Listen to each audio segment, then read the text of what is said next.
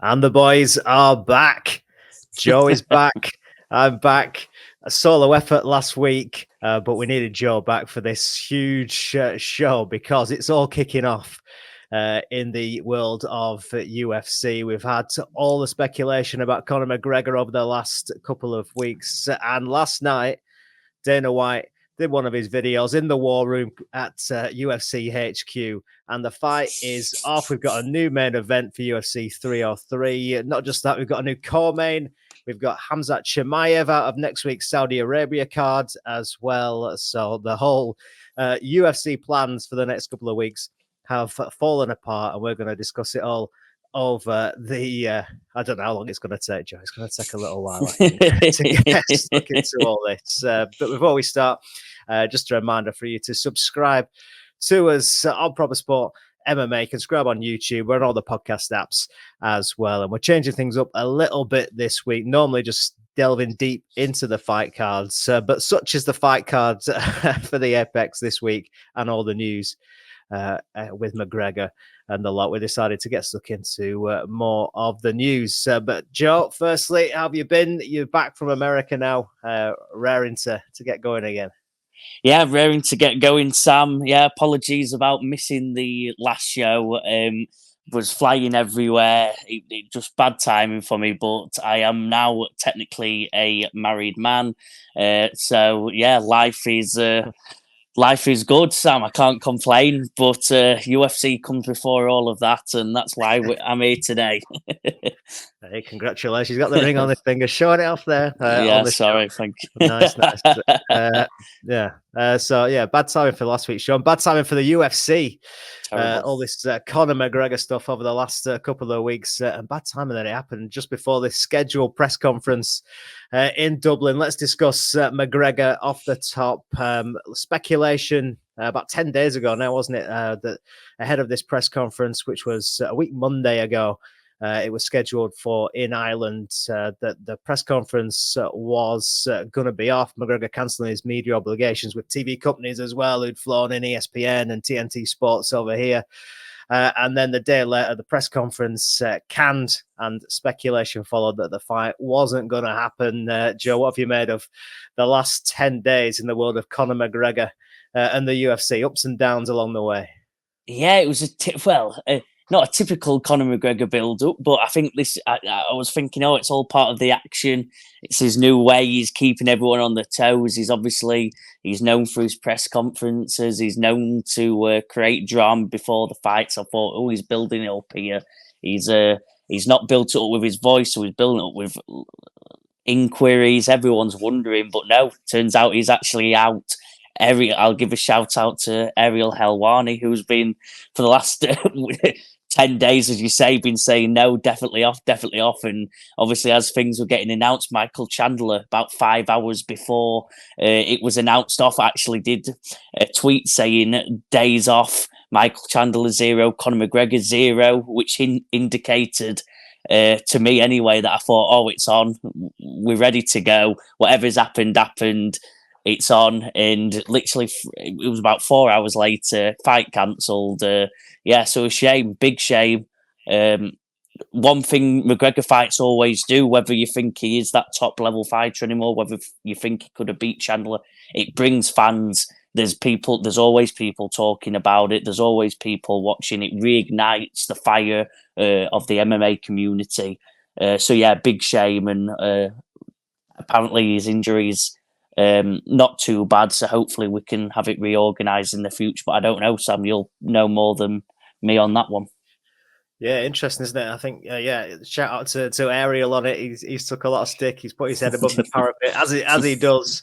No one else really coming out to report any of this, whether that's, people getting a sniff of things but being told to hold off or not. But yeah, he's come out and been consistent that it was off. Bit of positivity towards the end of last week, where Chandler came and did that podcast, didn't he? The Pivot podcast, and then the UFC were promoting it on last week's broadcast as well, and then all of a sudden back off again. That's the bit that intrigues me, like the injury. What is this particular injury from McGregor? The fact that there was this pessimism initially, the fight was going to be off, press conference cancelled, looked like they were going to try and bring someone else in middle of last week, and then all of a sudden it comes back round that it potentially is going to be on. So I'm going to be intrigued to see what the injury actually is and how this kind of flip-flopped. It went from being off, was he seeking second opinion? Like he says, it's not that bad. There's potential talk of rebooking it for August, September, if they can, or then maybe later in the year, depending on availability. But yeah, big shame that we're not going to see McGregor back. But I think that's the thing that intrigues me. What is this particular injury? I'm sure we'll find out. Everything's documented in the world of Conor McGregor. There was a post I saw the other day showing all the different injuries he suffered, the documentary of the Mendes fight, the metatarsal ahead of Khabib, the fight ahead of Dustin as well, where he had the injury obviously in his leg going into that fight. All these things documented in his training session. So I'm sure he'll be posting that maybe in the next kind of 48 hours or so once the dust has settled on this one. But yeah, shame we're not going to see McGregor.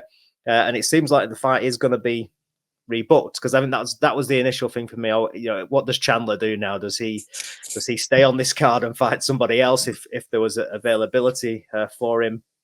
Or does he, again, he's put all his eggs in the McGregor basket for the last year or so. But it looks like he's gonna potentially wait it out. Do you think he should?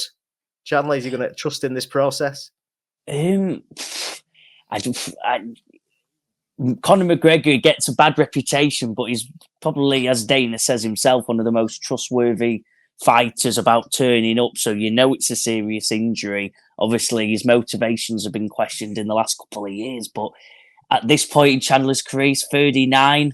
His birthday might have happened. I think he's around the age of 39. I think he waits. He's got one or two big fights left in him. I think that title fight now is out of reach. He's lost a bit too many to the top fighters in that bracket. He's had some brilliant fights, and I think he's got a big paycheck coming ahead, waiting for McGregor. I think he's happy if he goes and knocks out McGregor. He feels like he can. He's been training like an animal. I think he's got to wait. I don't know what many other fights really do for him, to be honest, Sam. You might have a different opinion, but I think at this point he's old. He's probably only got a couple fights left. Let him earn his multi-million-pound paycheck and ride off into the sun, claiming he can beat McGregor. Yeah, no, I agree. I think this one, I think you've got to wait one more time, haven't you? Just to make sure. McGregor obviously seems like he does want to come back. He's been posting a lot of training footage. Looking sharp. He's done a couple of interviews, hasn't he? He did the MacLife one, and one for a betting company as well. And he seems motivated. He seems like he wants to. And at 36 now for McGregor, he's been out for 2 years. Once upon a time, maybe. He does fight in this fight, makes the war half injured like he has done before. But, probably the sensible option, if we are talking, it's going to be rebooked August, September time, maybe later in the fall, that, Chandler, he has to wait it out, doesn't he? If McGregor is serious of making this comeback, he has to give it the end of this year for me. But, just a shame really that, he has to wait. But yeah, like you said, that really, unless you're going to chuck him into a BMF title fight or something else, maybe we can touch on some potential fantasy things we might have done for this card a bit later on. But unless you're going to chuck him into something like that, there isn't really much for him apart from he's kind of gone all in, hasn't he? So yes, you may as well just wait it out a little bit longer. Yeah, I'm with you. Let's move on and talk about the new main event then. Alex Pereira, Jiří Procházka 2. Obviously, we saw this one the end of last year, November. Alex Pereira winning the 205 title in this vacant belt with Hill out injured.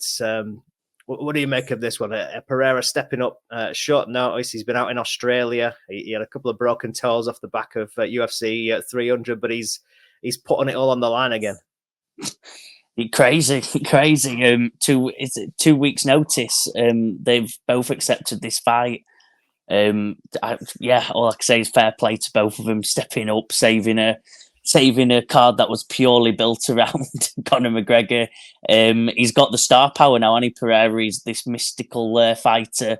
Everyone wants to watch him. Everyone wants to see what he can do next. I think he needs to knock Jiří out to keep it going. His last one or two, he were he obviously a bit controversially won. I don't know.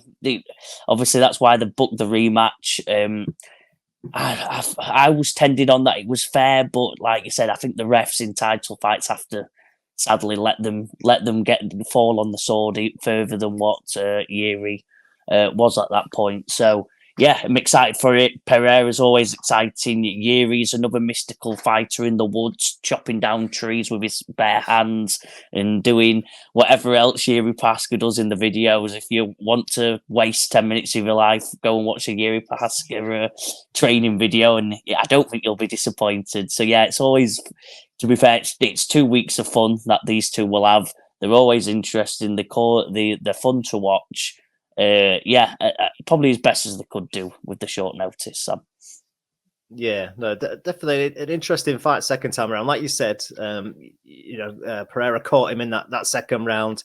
And the ref jumped in, and before that, Pereira Procházka was having a bit of success on the feet, starting to land some shots on Pereira in the first round as well. Took him down.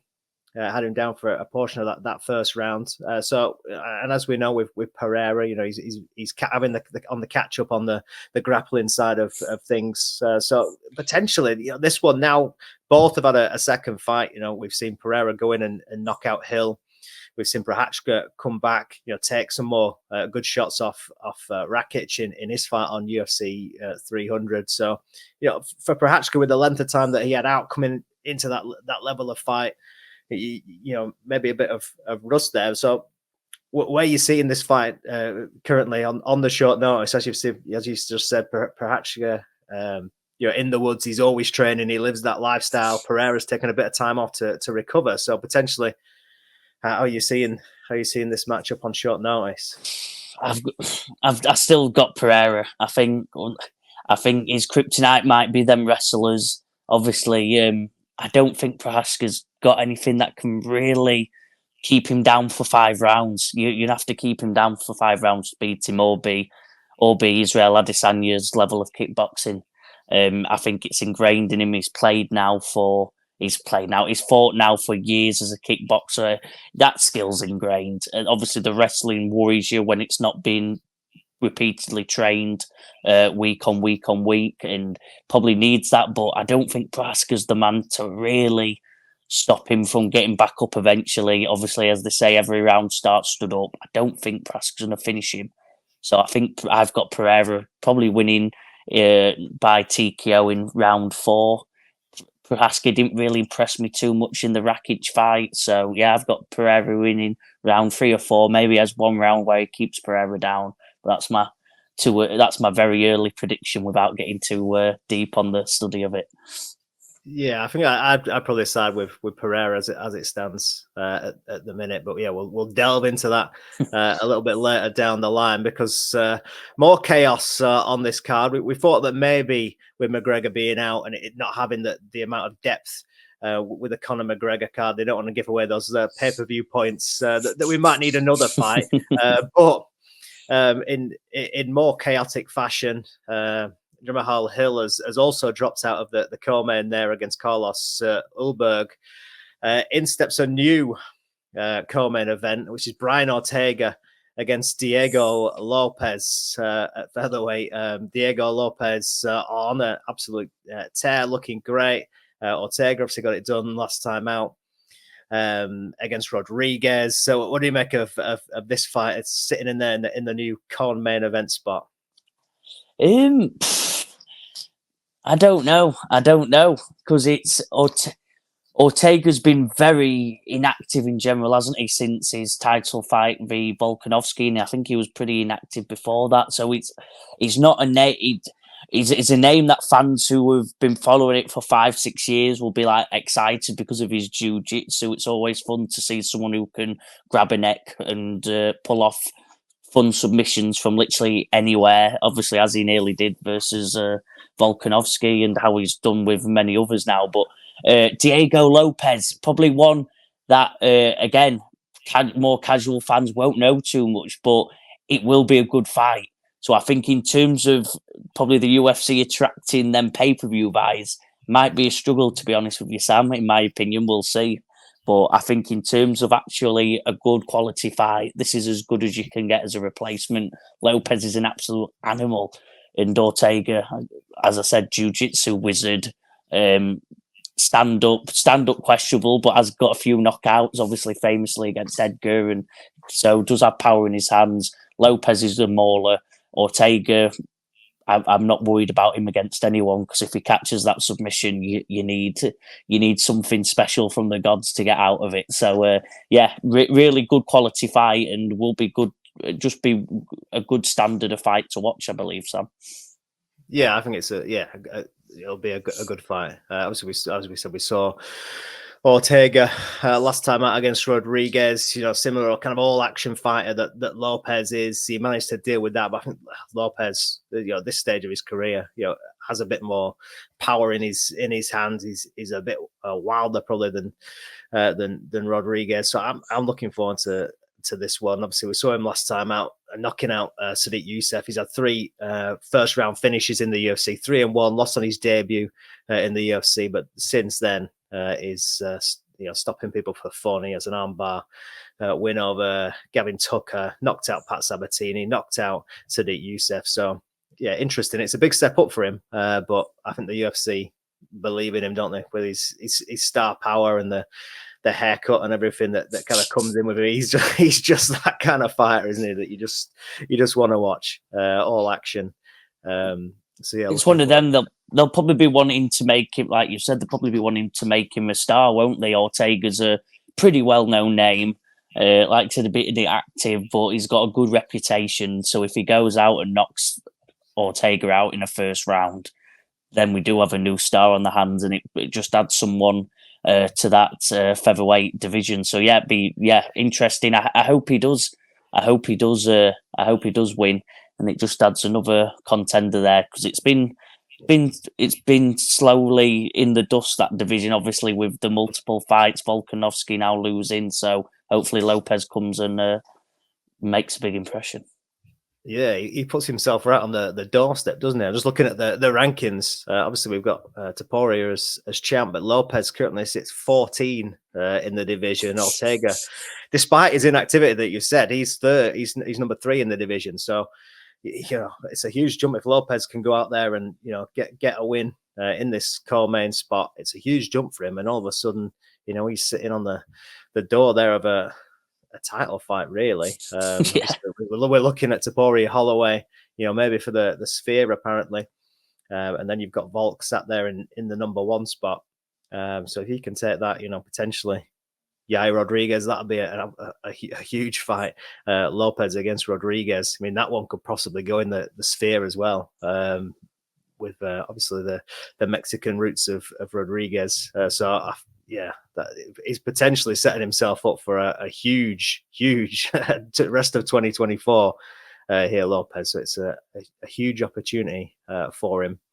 And then we have other changes to the card. The UFC 303 card in chaos, because Jamahal Hill has pulled out as well with an injury. He was due to face Carlos Ulberg, who had stepped in for Khalil Roundtree Jr. So this fight completely brand new now. Carlos Ulberg facing Anthony Smith, who's jumped in on short notice to replace Hill. An interesting Hill out. I'm sure there's no correlation, but he's been giving it Alex Pereira over the last week on social media, talking about the knockout. They've been going back and forth.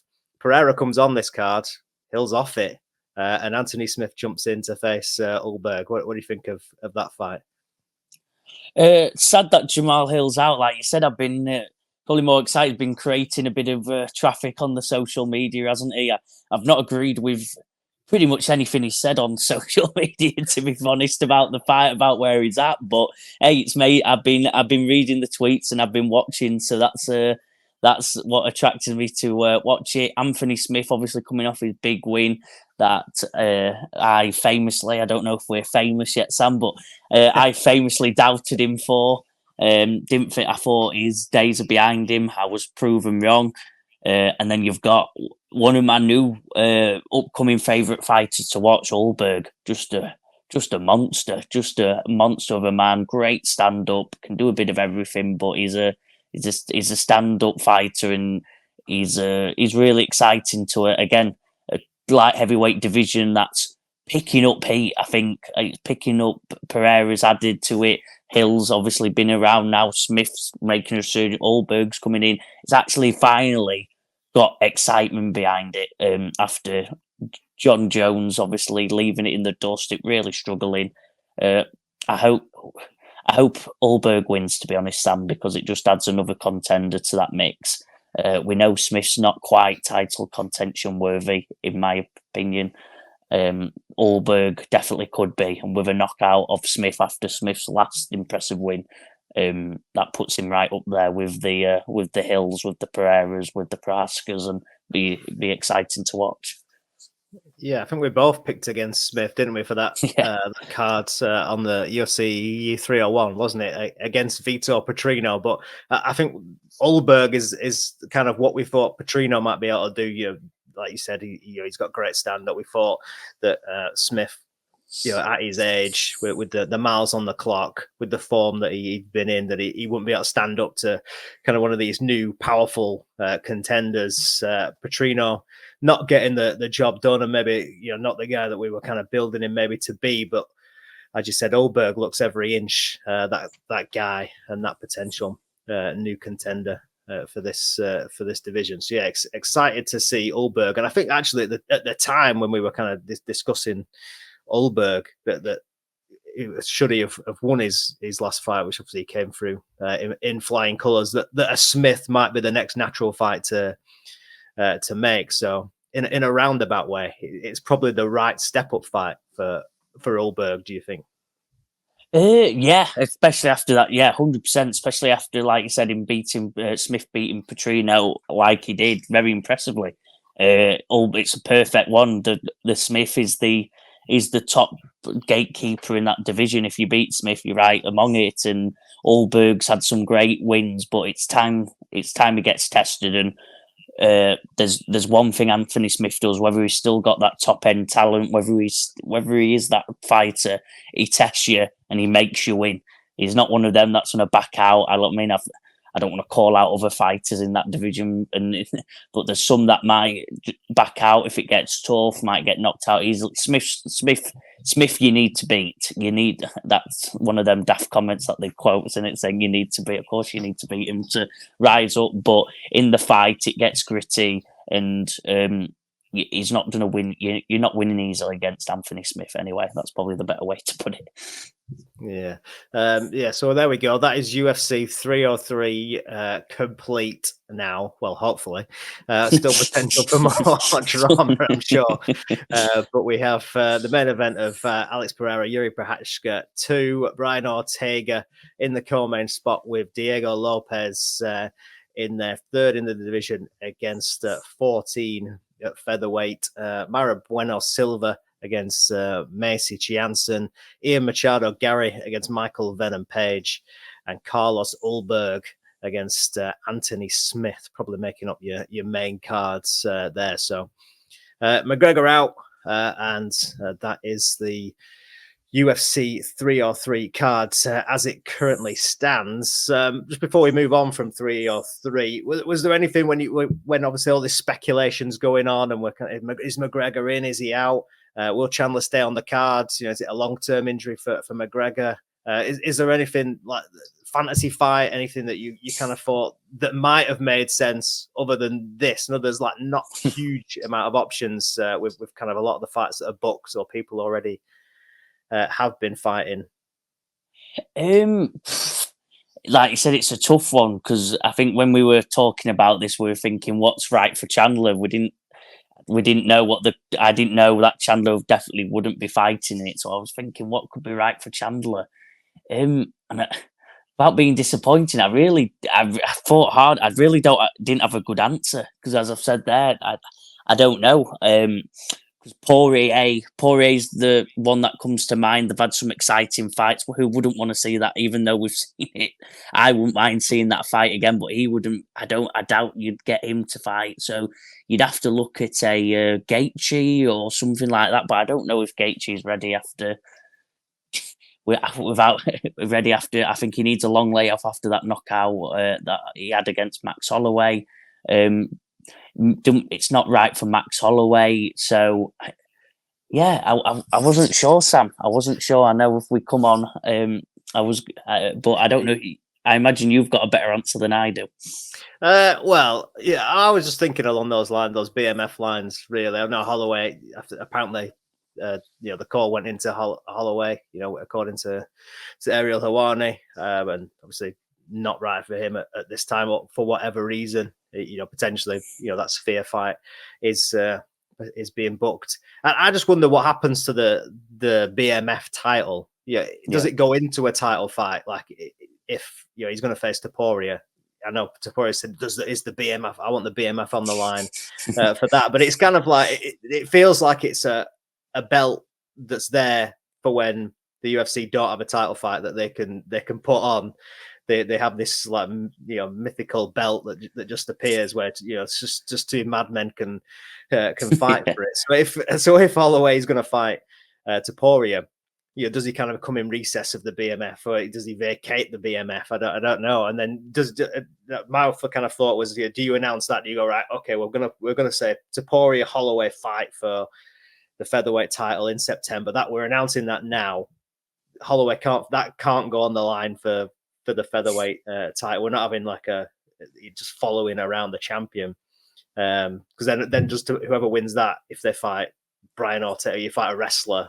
Who just falls that gets a decision win. Then all of a sudden you've got him as a BMF champion. So if Holloway is going to fight Topuria, does that BMF title fight become a vacant? So we've announced that Topuria fight, and then go, right, the BMS vacant. Chandler's had some exciting fights. He's a former Bellator champion. We're going to put him in a mad fight.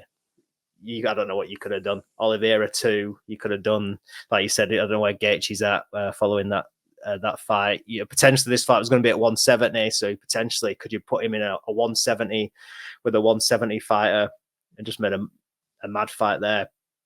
So that's what I was kind of thinking, and like initially. I'd love to see a online line. So I'd love to see a BMF title eliminator. Do like a bracket tournament. I think that's where the BMF title, if they do carry it on, has got to go. I think that'd be so exciting, having a little bracket, all fantasy fights.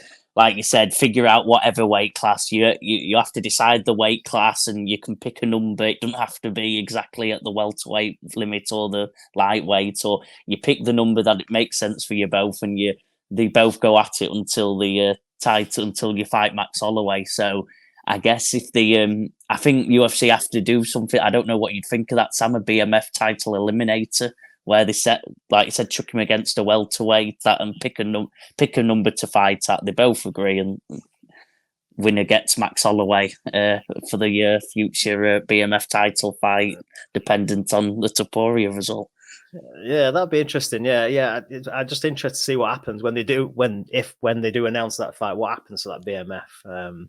So yeah, interesting. But yeah, potentially have a kind of an eliminator for it. And my other one, which was just like completely just wild and out there, because when McGregor and Chandler was first being touted this year, potentially for 300, there was a big rumor, wasn't there, about the 165-pound division and whether McGregor Chandler should fight for that at UFC 300. I know Dana's not a fan of it. He's batted it away for the last few years. But I thought if there is nothing else, if you can't get Pereira, if he's injured, if there is nothing else, bite the bullet on 165. Just give it Chandler. Chandler's in there in the main event. You've got the choice then of contenders at 55. You've got some contenders at 170. You could make that cut, and you could just have some mad fight for 165-pound title. All the people that have spent the money on the McGregor prices and stuff, they're getting to see something new and historic that's never been done before. And it may not be the best ever title fight in 165 history if it was to ever happen, but it'd be the first, and it'd be International Fight Week, and you could have gone for this just mad fight, and then potentially you could have stacked that co-main with another fight. So you could have had Chandler against, I don't know, someone at 170. You could have Chandler against Covington for 165 title at short notice, and then have Oliveira against Rakhmonov or something like that. I don't know if Rachmanov can do 170, but you could have had that like kind of mad merging of this 170. The ones that can cut to the extra £5, and then the guys that would be willing to move up. That was kind of my. If there's nothing else, just do it, and then create that 175 belt for Leon and Bilal to fight for. Have the new division, and then I like it. Yeah, you could go off from there. If Chandler wins, then you make the McGregor fight. At the end of the year for the 165 title. But Dana, come on, lad. You've missed an opportunity there.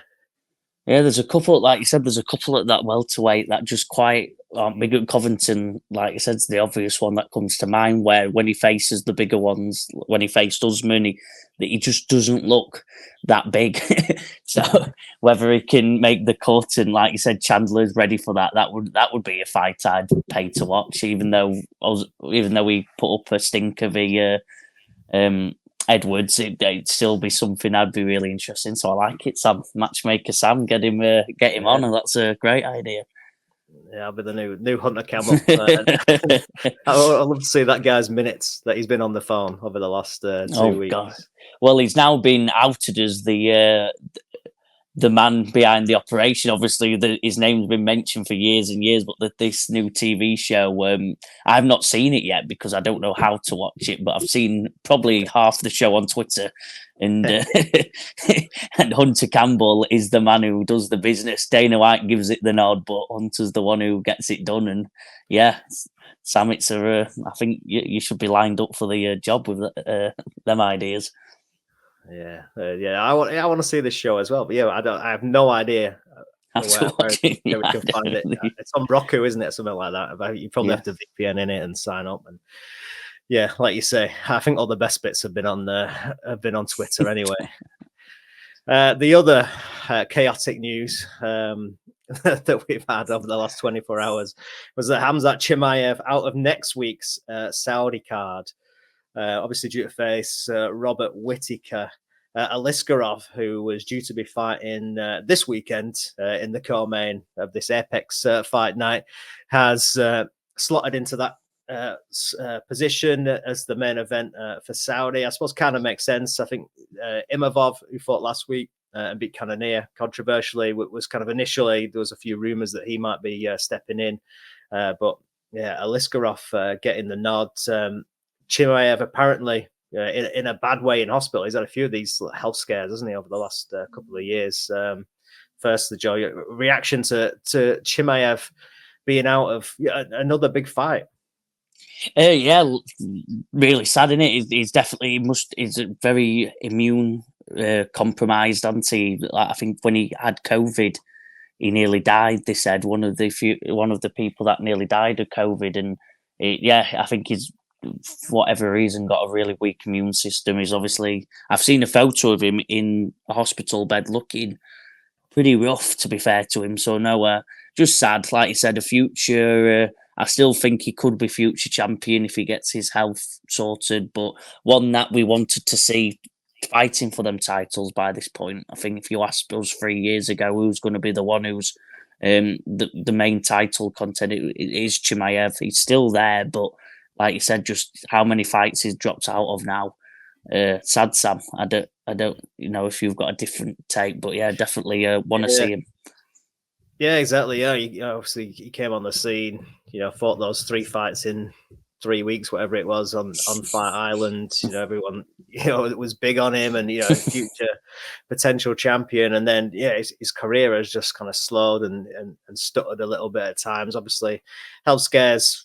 Unlucky, obviously had the Nate Diaz kind of thing as well with the weight, where he ended up fighting Kevin Holland, which again was a shame really on that one, and then beating Usman last year. But I think someone said I saw a stat somewhere, maybe on Twitter, that he fought 3 times in 3 weeks, and he's fought 4 times in 4 years since, something like that. Or this would have been his 4th fight. So. Yeah, huge inactivity. That he's 4 fights in 4 years. Jing Liang, Gilbert Burns, Kevin Holland, and Kamaru Usman, which is like when you said potential champion. We all expected him to be having these big fights by now. 3 fights cancelled against Leon Edwards, the Nate Diaz fiasco with the weight, the Paulo Costa fight cancelled, and now this Robert Whittaker one. Yeah, it's a shame. And this would have been a great test for him against Whittaker, who's proven, as he did in his last fight, he is the number one guy. There's not many that can get kind of past him in terms of a title shot. They almost have to circumnavigate around him to get that title shot. He kind of stands firm as that number one, number two in the division. Only really losing to the champion. So yeah, it would have been a huge test, but a huge opportunity now for Ikram Aliskerov, who I don't even think is in the kind of top 15. I wouldn't have thought so anyway with 2 fights, but he jumps all the way to fighting Robert Whittaker. And I suppose, again, with the short notice, the fact that he's ready to book, he kind of fits that kind of Saudi profile that they'll want someone from that region on the top of the card. Great timing and opportunity for him to step in. Surprised Whittaker took this fight, to be honest. Like you said, at this point, it's he's not ranked. So if Aliskerov does win, he's going to be in the top 5 or 6, beating Robert Whittaker with only having 2 fights in the UFC. So yeah, it's crazy. I'm surprised Whittaker took it. At this point, he's earned every bit of credit. If he said no to Aliskerov, I'm not tweeting him going, "Why are you not taking that fight?" He's earned every credit in the book. He's been champion. Obviously, fought Duplessis, fought everyone. Anti. He's a game fighter. He's brilliant. I love watching him. And yeah, let's hope. Let's hope he's getting a fat paycheck to cover his losses that he's probably losing out on the PPV numbers for the Chimaev fight. Yeah, it's an interesting one, isn't it? I don't know. He could have easily stepped out, but I suppose he's game. Maybe they are chucking him a few extra bit of coin to stay on the card. But yeah, huge opportunity for huge. Who has been booked though. They obviously do fancy him. I was looking at him. We were doing the research, so we were going to talk about this fight anyway. Him fighting Antonio Tricoli was supposed to be fighting a guy. So he's gone from fighting a guy that was making his UFC debut in Tricoli to fighting Robert Whittaker, the number 3 in the division. 2 fights in the UFC so far. Knocked out Phil Halls and Wally Alves as well. Last year, not been seen since October, but since he's been in the UFC, he won that debut against Halls and was booked against Paulo Costa for July last year. That fight was rebooked. Then he was booked to face Imavov. Obviously, we saw last week getting the win over Cannonier. He was booked to face him in October last year, fought Wally Alves instead after Imavov withdrew.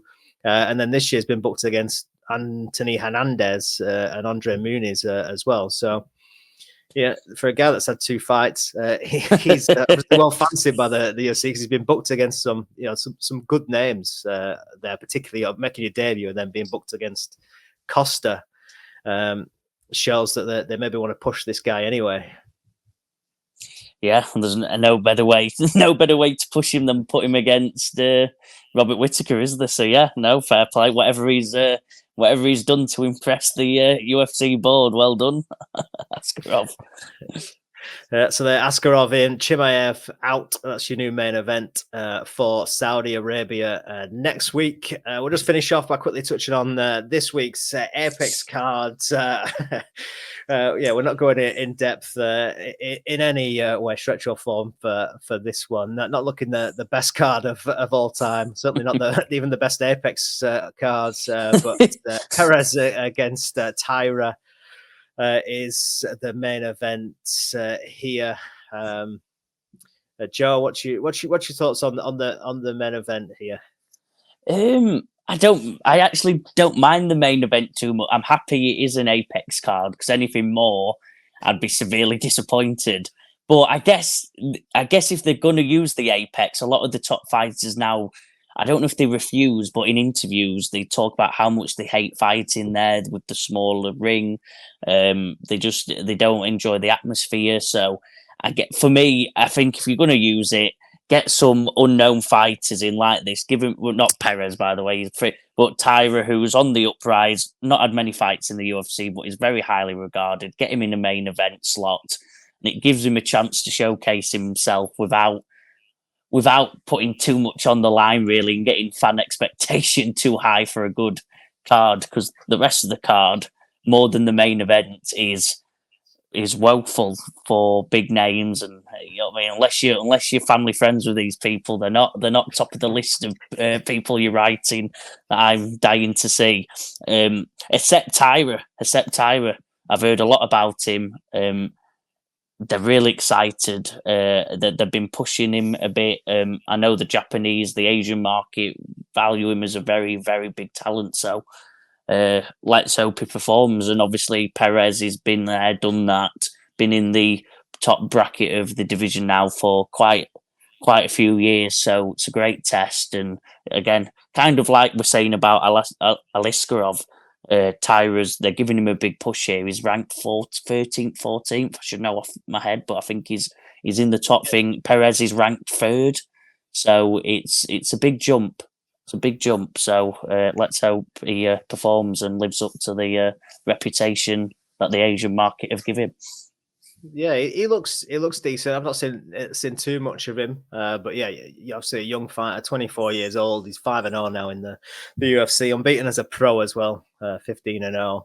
He's making his way in the UFC. He's had a couple of tests as such, but I think you're right about that kind of apex thing. Now it's almost they tend to be a little early as well, don't they? Now they're almost just like TV cards. It's almost like in the 80s in England, they used to put like pro wrestling on from like town halls in that Saturday afternoon slot when they got nothing else to show. So it's almost like they're just there for ESPN to have a bit of content and fill a schedule for 3 or 4 hours. In a late afternoon, and like you said, it's giving a prospect that push. This fight, if it was on a pay-per-view, probably be on the prelims or something like that. So it gives them a bit of spotlight, a bit of media to kind of make a bit of a push. But should be an interesting fight. Like you said, the rest of it's not got the great amount of depth. But have you got a pick for the main event, or are we just going to move into our? I've included in my treble. I've included the main event, so I'll get into it when I go through the treble.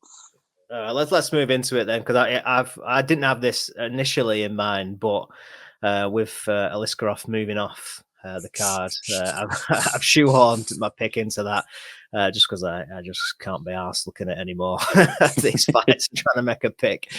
So go on, give us your 3-leg treble for this UFC fight night. 3-leg treble. I've gone at Jimmy Flick in the prelims of the Apex card. I've seen a bit of Jimmy Flick. He's a exciting fighter, and he's one that whenever I tune into these events, he seems to be aligned with my viewing of these Apex cards. And when he pops up, so I've seen him fight quite a bit. I think he gets the win. Miles Johns is my second pick of the event. He's winning quite often. He's had a couple of losses, but he's winning quite often. He's a tough, strong fighter, and I think he gets it done. And then, like you said, I've got Tatsuro Taira winning the event. It will be a big ask for him to win. Like you said, it's a big jump up from what he's fought before, but he's 24, got knockout power, extremely athletic. I think Perez, watching Perez, he's an extremely good fighter. I don't know, this is, again, so analytical, but there's something about him. I don't think he's quite got that top end talent enough, and this tire is exciting, and he's coming to win. He's got big expectations, and I'm backing him in the treble, but I'm going to back him to get a knockout in the fight as well as a little extra one. Sam, nice. What have you got?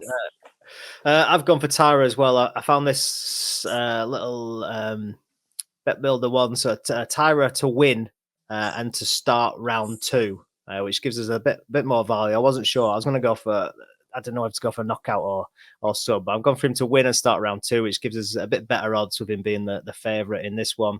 I've gone for Joshua Van just to win. He's an underdog against Tagir Ulanbekov. He's got power in his hand. He's got good output. I don't think Ulanbekov is all that. There is a chance that Ulanbekov will wrestle him and be able to get him down. But Joshua Van has good takedown defense. So I'm kind of leaning towards him in that fight, getting a stoppage. He is the underdog, 13-8. So I'm gonna take him. And then I was struggling to find the market for this one, but Jeka Saragi. I've turned into you with the pronunciations there. I've gone for Jeka to get under 1.5 rounds against Westin Wilson. I do fancy him to win this one early, but the bookmakers won't give me the odds. But these two, Westin Wilson 0-2 in the UFC. He's been knocked out in the first round in both of his UFC fights so far. Jeka Sagiri is 1-1 in the UFC and has been knocked out in the first round and knocked someone out in the first round. So I'm just, this one's ending early one way or another with these two. So I've gone for under 1.5 rounds for that one, which gives me odds around 5-1. And then I did boost. I did find Sakara to win in round 1, which gives a little bit extra. So if you want him to win in round 1, it's around 7-1 to get a little boost for him just to win the fight. But under 1.5 rounds, any fighter to win was the initial shout, which gave me a treble odds of around 5-1. Just Brilliant. over. I like that one, Sam. Yeah, get that typed in and sent to me. I think I'm going to take that one on. You've exciting. I like going for the prelim fights. It makes it a bit more interesting when you've got a little bit on the line, just to make it a bit tasty. Yeah, just trying to find those ones, isn't it? But yeah, the other one I'm probably unsure about is the Joshua Van one. But yeah, he seems to have decent power in his hand. He's got a good output, but it's just whether he does withstand the wrestling of Ulanbekov. But I was watching Dana White on Flagrant, the Andrew Schultz podcast, and they were asking him how you make good fights when you've got wrestlers, and he was saying you just look for the guys with good hands who have good takedown defense. So Joshua Fan fits that bill of a guy that's going to beat a wrestler on Dana White's advice in the last week. I think he's got 78% takedown defense on his stats. So yeah, that's my pick for that one. So we'll see how it all plays out. But there we go. Another show in the books, a busier one than usual. Yeah. Joe, we've covered it all. This UFC 303 fallout. McGregor out. Alex Pereira, Jiří Procházka, the new main event. Please remember to subscribe to us on the channel. We're here every week. We're going to try and do a bit more newsy stuff. Hopefully not as much chaos as this week, where it rips up the show completely that we planned. But Joe, thanks very much for joining us, and we'll be back again next week. Brilliant. Thank you, Sam. See you next week, and good luck this weekend.